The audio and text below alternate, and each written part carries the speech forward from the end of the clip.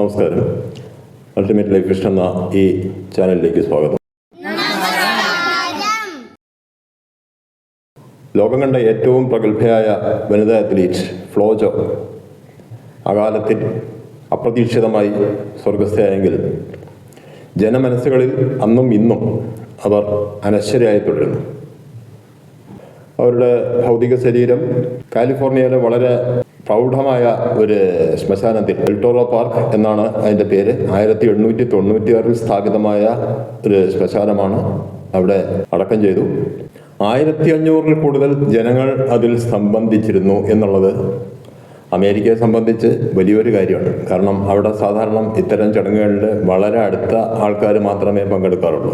ലോകപ്രശസ്ത body ബിൽഡറും action ഹീറോയും ഒക്കെ ആയ അർണോൾഡിന്റെ വിവാഹത്തിനാകെ 100 താഴെ ആൾക്കാരാണ് പങ്കെടുത്തത്. റിസപ്ഷന് 500-നടുത്ത്. ആ ഒരു നാട്ടിലാണ് ഇത്രയും വലിയൊരു ജനസമുദ്രം ഫ്ലോജോയെ അന്ത്യയാത്രയാക്കാനെത്തിയത്. ആ ചടങ്ങിൽ അവരുടെ ആദ്യകാല കോച്ച് ബോബ് കേഴ്സി പറഞ്ഞ ഒരു വാചകം, വിഷം തുപ്പുന്ന നുണകളുടെ ലോകത്ത് നിന്ന് ദൈവം അവളെ രക്ഷിച്ചുകൊണ്ടുപോയി എന്നായിരുന്നു.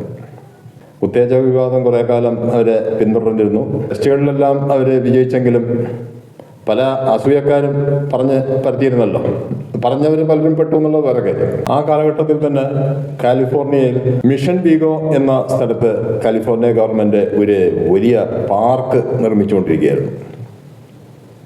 ഒളിമ്പിയാഡ് പാർക്ക് എന്നാണ് അതിന് പേരിട്ടിരുന്നത്.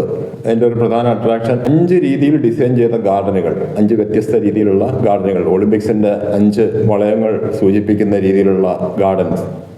അതുകൂടാതെ വിശാലമായ കളിസ്ഥലങ്ങൾ, കുട്ടികളുടെ പ്ലേ ഗ്രൗണ്ട്സ്, അങ്ങനെ ഒരുപാട് സംഭവങ്ങളുള്ള ആ ഒരു പാർക്ക് കാലിഫോർണിയയിലെ ജനങ്ങൾ ഒന്നടങ്കം ആവശ്യപ്പെട്ടതിൻ്റെ ഫലമായി ആ പാർക്കിൻ്റെ പേരൊന്ന് പരിഷ്കരിച്ചു. ഫ്ലോറൻസ് ജോയ്നർ മെമ്മോറിയൽ ഒളിമ്പിയാഡ് പാർക്ക് എന്നാക്കി മാറ്റി. അവിടെ അവരുടെ ഒരു വെങ്കല പ്രതിമയും സ്ഥാപിച്ചു. 28 ഒളിമ്പിക്സിൽ അവർ 100 മീറ്റർ ഫിനിഷ് ചെയ്യുമ്പോഴുള്ള ഒരു ഫോട്ടോയെ ബേസ് ചെയ്തുകൊണ്ടുള്ള ഒരു വെങ്കല പ്രതിമ. ചുറ്റും അവരുടെ ജീവിതത്തിൻ്റെ പല കാലഘട്ടങ്ങളെ സ്മരിച്ചുകൊണ്ടുള്ള എഴുത്തുകൾ. അതുകൂടാതെ അവരുടെ പെർഫോമൻസിനെ സൂചിപ്പിക്കുന്ന ഒരു ശിലാഫലകം. ഇതെല്ലാം കൂടി ആ പാർക്കിൽ ഉൾക്കൊള്ളിച്ചു. 2000 മെയ് 27-ന് അമേരിക്കയുടെ കണക്ക്, നമ്മുടെ കണക്കിന് മെയ് 28-ന് അത് ഉദ്ഘാടനം ചെയ്യപ്പെട്ടു. ഫ്ലോജോയുടെ ഹസ്ബൻഡ് അൽ ജോയ്നറെ ആയിരുന്നു അതിൻ്റെ ഉദ്ഘാടനത്തിന് കാലിഫോർണിയ ഗവൺമെൻറ് നിശ്ചയിച്ചത്. അതുകൂടാതെ അതിന് വേറൊരു പ്രത്യേകതയുള്ള അതിലൊരു നടപ്പാതയുണ്ട്. ആ നടപ്പാതയിൽ ടൈൽസ് മുഴുവൻ ഡിസൈൻ ചെയ്തത് ഫ്ലോജോയുടെ മകൾ മേരിയും മേരിയുടെ ക്ലാസ്മേറ്റ്സും ചേർന്നായിരുന്നു. ഫ്ലോജോയുടെ കല്ലറയും അതുപോലെ ഈ പാർക്കും കാണുന്നതിനായിട്ട് മാത്രം ലക്ഷക്കണക്കിന് ആൾക്കാർ ഓരോ വർഷവും ലോകത്തിൻ്റെ പല ഭാഗത്തു നിന്നും കാലിഫോർണിയയിൽ എത്തിക്കൊണ്ടിരിക്കുന്നു. എന്ന് മാത്രമല്ല, ആ എൽട്ടോറോ പാർക്കിൽ ഇന്ന് ശരീരം അടക്കം ചെയ്യുക എന്ന് പറയുന്നത് പലർക്കും ഒരു പ്രസ്റ്റീജ് മാറ്ററാണ്.